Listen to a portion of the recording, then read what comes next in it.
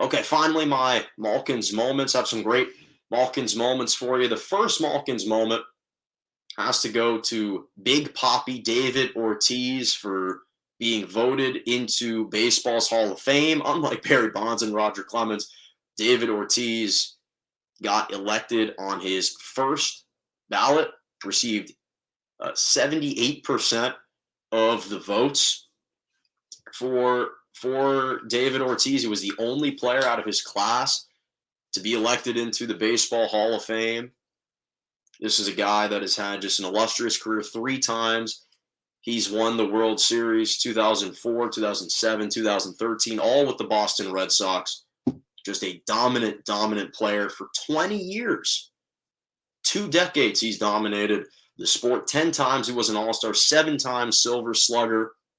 And the important stretch for David Ortiz, when you think about his career, is 2004 to 2007. You talk about dominance in a sport over the course of 4 years. It doesn't get much better than that for those 4 years. He won the Silver Slugger Award and finished in the top 4 of the AL MVP conversation for all 4 of those seasons, from 04, 05, 06, and 07. Not to mention he won 2 World Series. He's come up, hit huge home runs in the postseason against the Yankees in 2007, especially. David Ortiz has been, he's left an indelible mark on the sport, and I'm glad that he was elected into the Hall of Fame. You think about his character, his charisma, and the exuberance and the lively spirit that he played with. It was just almost contagious because it permeated throughout the entire locker room. Everyone loves David Ortiz. He's just kind of a big, friendly star athlete who's willing to be your boy. And he had just a tremendous career, 541 home runs. He hit 38 home runs in his final MLB season in 2016 at the age of 40. It's incredible. Just huge personality, extreme likability, and congratulations to David Ortiz on a spectacular career and capping it off in Cooperstown. Congratulations. A couple other Malkins moments. So the LA Clippers last night, I wasn't expecting this to make my Malkins moments. They took on the Washington Wizards. They trailed by as many as 35 points, and they came back to stun the Wizards on the road in the district's capital. Down 35. They're down 66 to 31 with a minute left at the half, and they come back to rally 35 down to knock off the Wizards. This was the NBA's largest comeback in a game since 2009. In fact, it tied the second largest NBA comeback in the play-by-play era, so since 1996 to 1997. So it tied the Sacramento Kings' win over the Chicago Bulls in 2009, and it's second only to the Utah Jazz overcoming a 36-point deficit against the Denver Nuggets in 1996. Luke Kennard scored 7 points in the final 9 seconds of the game. He hit a 3 when they were down 6, then capped it off with a 4-point play with 1.4 seconds left in the game to cap it off. Luke Kennard, 7 points in 9 seconds. What is he, Reggie Miller? Scoring 8 points in 9 seconds at the Garden.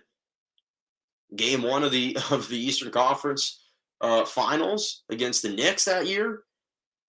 So the Clippers are the first team in the past 25 seasons, because this has been who they have been since January. They've been doing this all month. They're the first team in the past 25 seasons to have erased a deficit of 24 or more points and win 3 times in a season. They've done it all in this month of January. It's unbelievable. Against the Nuggets, they did it down 24. Against the 76ers on the road, they're down 24. And now with the Wizards. And that's obviously a big credit to Ty Lue, the job that he's done, how tremendous of a coach he's been. I mean, I think he is proving to be one of the best coaches in the NBA, if not arguably the best coach in the NBA. Honestly, there's a legit conversation to be had. The impact that he has on a team.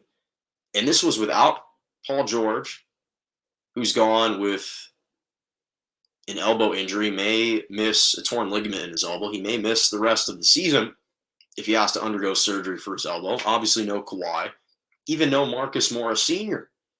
on the team, and they still rallied all the way back to win this one. And this was the Clippers' first and only lead of the game when they won.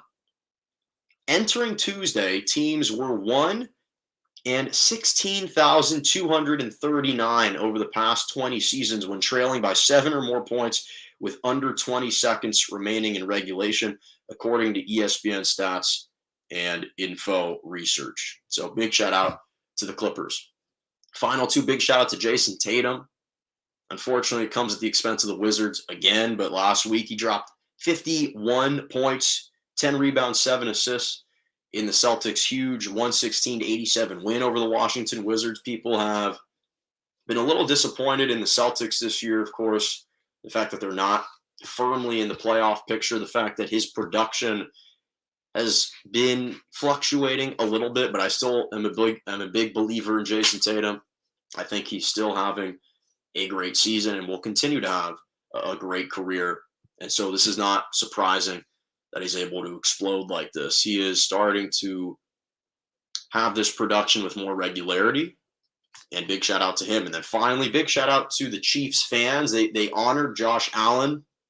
The Chiefs fans took a page out of the Bills Mafia book.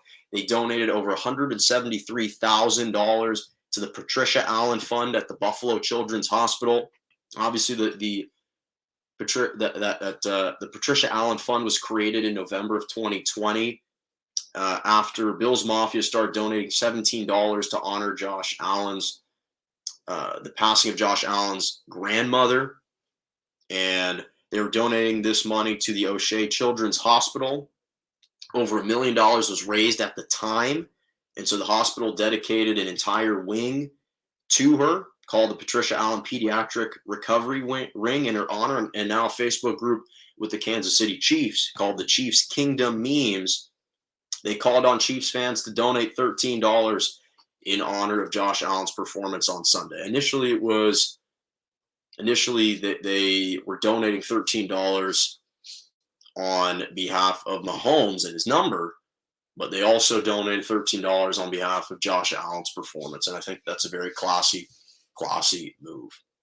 That's all the time that I got for today. Thank you so much for joining me right here on Morning Joe every single Monday and Wednesday morning, 11 a.m. to 12 p.m. Eastern Standard Time, 10 to 11 Central, and 8 to 9 a.m. Pacific. Make sure to subscribe to my YouTube page, Morning Joe, J-O with Jonah Malkin. Follow me on Twitter, Jonah Malkin, or at morning_Joe_,